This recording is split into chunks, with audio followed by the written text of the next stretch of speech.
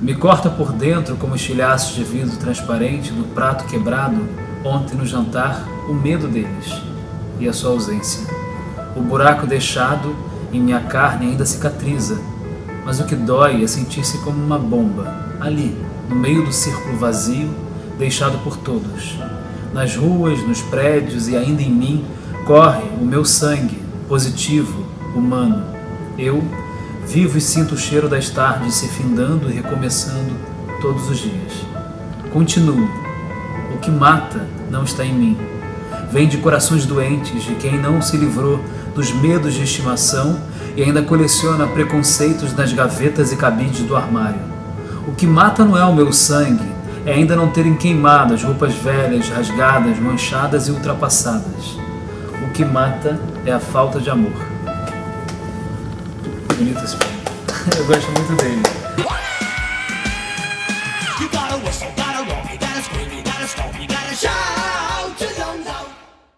O Gabriel Maçã é um poeta carioca lá da periferia do Rio. Assim, eu conheci ele numa feira de literatura chamada FLUP. E faz parte desse livro, né, que eu Tente Entender o que Tento Dizer, Poesia HIV/AIDS, que eu organizei em 2018. Na verdade, eu venho organizando esse livro há um tempo. Assim, quando eu descobri a sorologia positiva, eu tinha certeza que eu queria falar abertamente sobre o tema sem nenhum tabu, assim como você. Uhum. E eu fui amadurecendo também de como eu queria falar sobre o assunto. Eu queria entender como que o vírus atravessava a linguagem, a arte. E eu fui entendendo isso na minha própria poesia. Então eu fui lendo muita coisa e vi que tinha uma ausência muito grande da questão do vírus e da AIDS dentro da literatura brasileira como um todo. Assim, se for pegar até na prosa, assim, tem um recorte muito grande nos anos 80, quando se trata da questão mais pelo viés de uma lente assim, dos anos 80, sobre morte, o pânico, o medo, que era a realidade muito gritante naquele momento. E como, com a entrada da medicação antirretroviral, essas narrativas, né, essas subjetividades vão se modificando. Então a gente pode estar falando agora do preconceito, mas também das relações discordantes, da relação com os remédios, da memória das pessoas que se foram. Então essas novas narrativas não significam que acabou a morte de AIDS no mundo e no Brasil. Pelo contrário, né? A gente tem consciência que tem pessoas morrendo de AIDS no Brasil ainda hoje. Essas pessoas são pessoas pobres e a maioria negras. Isso é muito triste, né? Mais nesse momento de um governo conservador que vem fazendo um desmonte das políticas públicas no Brasil, né? Mas eu acredito que as coisas coexistem. Então, assim, ao mesmo tempo que há esse cenário terrível, né? Há também pessoas criando coisas bonitas, né? Trazendo arte, seja através do teatro, da música, do cinema e da literatura. Então eu acredito que a poesia tem esse lugar, né? Assim, não que tem que ser belo o que está sendo feito, mas de trazer essas vozes diferentes, sabe? Então assim, tem poetas aqui de várias gerações diferentes, desde poetas mais velhos, como o Silviano Santiago, que tem 81 anos, a poetas mais jovens, como o Gabriel, ou como poetas da nova geração, como a Angélica Freitas, como a Elisa Lucinda, são 96, são muitos poetas, né?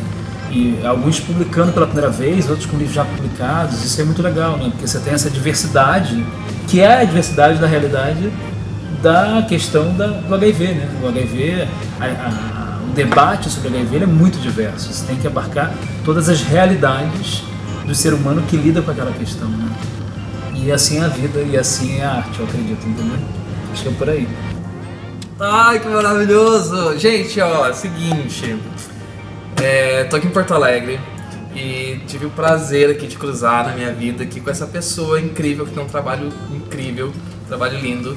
Vocês já presenciaram aí nesse início um pedacinho, um pouquinho disso tudo aqui que ele tá dizendo. E é isso, Ramon, gente, é isso.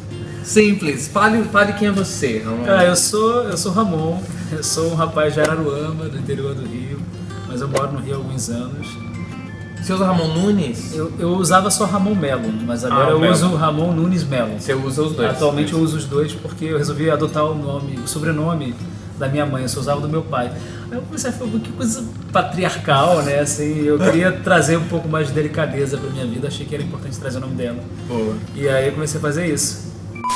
Sou uma pessoa que gosta que ama poesia, literatura. Isso já é maravilhoso. As pessoas gravam aqui comigo, eu sempre falo isso, que eu não gosto de, quando me perguntam, fala quem é você, eu falo, eu sou ator, eu sou não sei o que, eu sou... E aí uma vez eu até falei disso, assim, tipo assim, a gente não é nada, né, a gente está sempre. E aí uma vez eu ouvi assim que a forma mais legal de se apresentar é sempre você dizendo o que você gosta. E você começou exatamente falando isso. Eu sou Ramon, eu gosto de poesia. Isso é muito legal. Porque eu acho que é uma forma das pessoas de conhecer. A gente não, eu acredito mesmo, a gente não se define só pela profissão, né?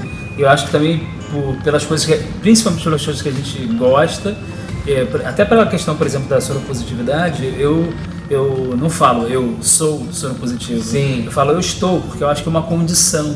E que ela pode ser temporária, ou não, mas é uma condição, porque eu acredito que quando se fala você está se definindo, e eu acredito que o vírus não me define, né? Não nos define. Exato. Né? Então a gente é muito além, né? Então, seja com quem a gente se relaciona, o que a gente estuda, o que a gente gosta de fazer, tudo isso nos constitui, né? Sim. E o vírus é um pedaço, e que é um pedaço significativo, porque traz muitas reflexões e muitas mudanças na vida, né? Mas é um pedaço que faz a gente fazer uma reviravolta, né? Assim, eu acredito, para quem está disposto, não para todo mundo, né? Mas no sentido de pensar, né? Assim, o que significa estar vivo hoje, né? Em 2019, se é seu contemporâneo, né? Ser contemporâneo das pessoas que estão hoje no seminário da Bia, né? E ao mesmo tempo respeitando respeitando e trazendo a memória dessas pessoas, desses ativistas que abriram caminho, né, naquele momento tão crítico, né, como o Betinho, como o Herbert Daniel, como tantos outros, como Bruno Catone, pessoas que fizeram do movimento social uma importância, né, dentro da militância. Porque se a gente hoje tem políticas públicas que até então estão sólidas, né, assim, é muito pelo movimento social, né? Sim. É muito pela atuação da Bia, do Grupo Pela Vida, pelo GIV, né? Para essas pessoas que dão a cara a tapa, que dedicam a vida, né? A pensar políticas públicas, estratégias de prevenção, modos de acolhimento a quem vive com HIV. Então acho que isso a gente tem que realmente reconhecer, né? Quando a gente está descobrindo essa sorologia, querendo atuar de certa forma como ativista, ou seja, nem como ativista no modus operandi tradicional, mas ativista da própria vida, né? No sentido, eu me coloco na minha vida e falo sobre e tal. O seu diagnóstico foi quando? 2012. 2012. Fez 7 anos. Fez 7 anos. E aí, assim, juntar a arte, não sei se eu digo usar a arte como uma ferramenta de levar essa informação e falar sobre essa questão. Quando é que isso aconteceu? Eu na verdade, assim, eu também não consigo entender como a arte como estivesse a serviço de algo, porque a arte ela é libertária, você faz teatro, né? Você estuda teatro, atua, você sabe o que significa fazer arte, né? No sentido, então a arte ela jamais pode estar aprisionada em função de alguma coisa. Eu não acredito que a poesia está a função do ativismo ou da questão do HIV. Não é isso. É entender que as coisas coexistem. Então, se eu sou atravessado pela questão do HIV que afeta a minha vida de uma maneira muito intensa, incondicionalmente essas questões vão interagir com o que eu faço, que no caso é a literatura, né? Então, eu não queria omitir isso por medo, por pudor, por preconceito próprio ou de outro, ou do julgamento alheio. Não, eu queria falar, eu quero tratar sobre tudo, inclusive sobre o HIV, sabe?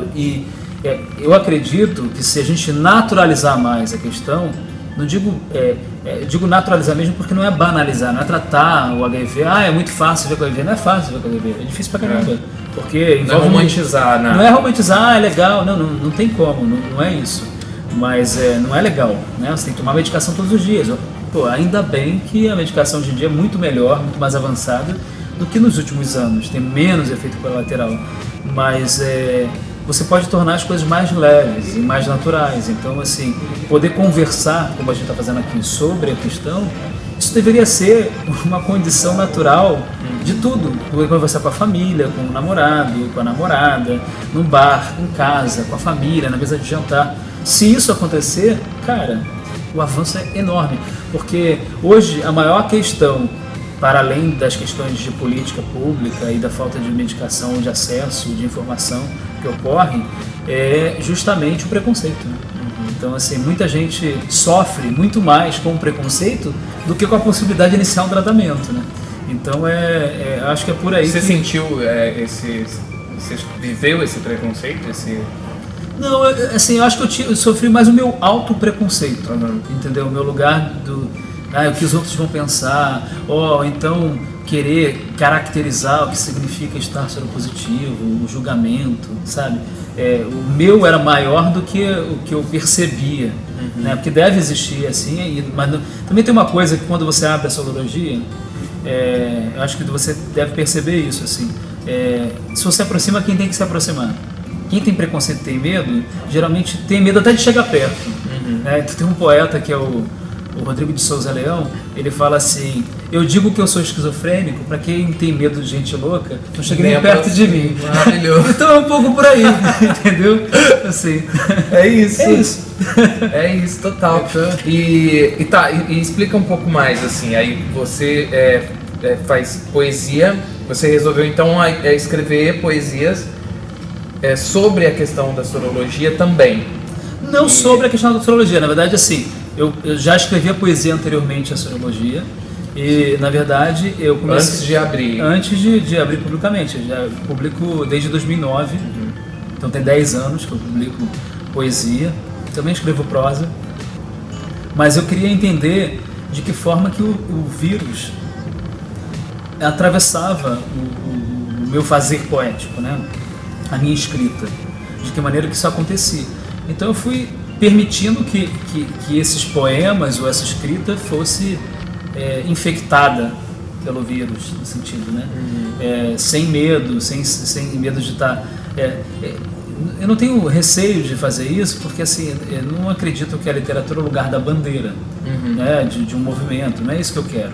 Eu quero simplesmente que eu consiga entender a subjetividade que esse vírus me traz dentro da escrita, entendeu? Então, para mim ainda é muito novo, né? Porque, assim, na verdade, o meu último livro de poesia, por exemplo, Há um Mar no Fundo de Cada Sonho, ele é muito atravessado pela questão do vírus, porque foi a primeira vez que eu publiquei depois do diagnóstico.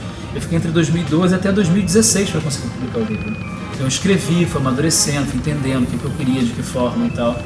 E aí tem um verso que termina o livro que fala assim... Eu sou o outro você, em Lakesh. A linguagem é o verdadeiro vírus. Então isso é o que eu acredito mesmo, entendeu? Porque eu acredito que a forma como a gente se comunica com o outro sobre qualquer assunto e sobre o HIV em específico é muito mais importante do que qualquer outra coisa relacionada à questão, no sentido da subjetividade, né? É óbvio que tem milhões de questões relacionadas a HIV que são muito sérias que a gente tem que dar atenção. Mas estou falando no sentido da criação, né? No sentido de transformar isso em outra coisa. E essa coisa que a gente chama de linguagem, né? Que a gente chama de arte, né? Então é por aí. Não é incrível? É muito incrível. Me fala outra coisa, você tem quantos livros? Eu tenho 3 livros de poesia. Esse aqui é um deles? Não, esse aqui eu organizei. Pessoal, tá. que eu escrevi tem 3. Tem Vinis Mofados, Poemas Tirados de Notícias de Jornal, Há um Mar no Fundo de Cada Sonho, 2010, 2011 e 2016. Esse de 2018 é um livro que eu organizei. Além desse livro, eu organizei também Vira-Lata de Raça, no Ney, Mato Grosso, o livro de memórias do Ney. Também a biografia da professora Heloísa Buarque de Holanda, que se chama Escolhas. E o livro Maria Bethânia Guerreira Guerrilha, que é um livro do Reinaldo Jardim, que eu organizei junto com o Márcio Debelian, a republicação desse livro. E participação em antologia de conto, entendeu? E algumas outras produções que não são propriamente uma produção independente, mas em conjunto com outras pessoas e tal, entendeu? Mas na verdade, assim, eu me formei em jornalismo, Em paralelo, eu fui estudar teatro na Martins de Pena. E aí fui fazendo os dois, mas aí o jornalismo me levou para a literatura e para o jornalismo literário também. E dali eu fui capturado pela literatura e fiquei assim, e as coisas foram muito fortes nesse sentido, até que eu resolvi fazer um mestrado em letras na UFRJ para estudar a poesia da Dalgisa Neri, que é uma poeta que eu pesquiso e organizo a obra dela. Assim. Então a ideia é dedicar o tempo à palavra, à poesia, à escrita, assim, né? E das coisas que eu realmente tenho vontade de dizer ou de ler nesse sentido, assim, sabe? E é isso. Então as coisas elas se atravessam, né? Assim, tipo, o teatro, a literatura, a questão da soropositividade e a relação com o tempo, com a natureza, e é isso. Dariam tipo, vários vídeos, porque ele é um cara interessantíssimo, assim mesmo, de conteúdo, de vivências, de coisas pra contar. Eu acho isso muito incrível, mas a gente ainda vai se reencontrar muitas vezes. Beleza. E fazer mais coisas juntos, eu tenho certeza.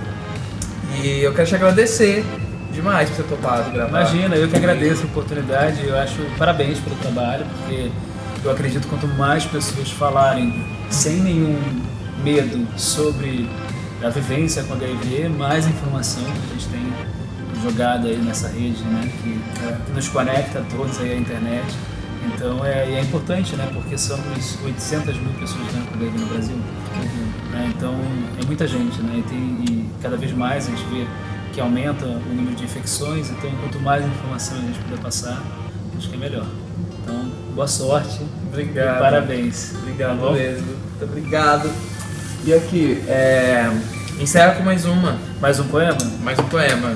Tá, eu ia ler o meu, mas o meu às vezes acho tão pesado assim, que fala sobre morte. Eu vou ler um poema melhor. Então tem um poema da Micheline Veruschi, que é uma poeta e escritora de São Paulo que eu gosto muito. Chama Anotação sobre um rio que corre à revelia de tudo. Há um rio imenso, incomensurável rio, que corre de mim para você, de você para o outro, do outro para o outro, do outro, até que desague de novo esse rio no mar de mim mesmo.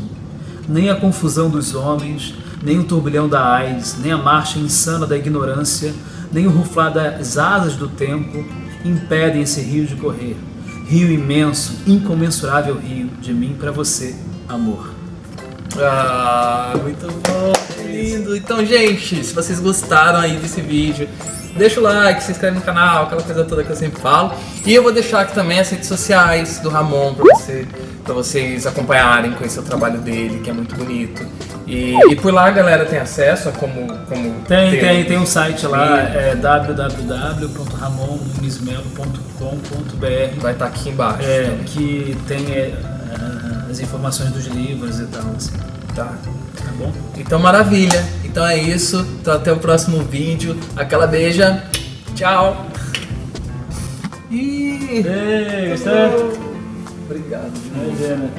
Adorei. Foi bom? Você gostou? Foi lindo, eu achei ótima a conversa. E foi bonito o cenário, né? Tá uma luz bonita, né? Ficou incrível. Ó. A luz natural não adianta, é a melhor luz.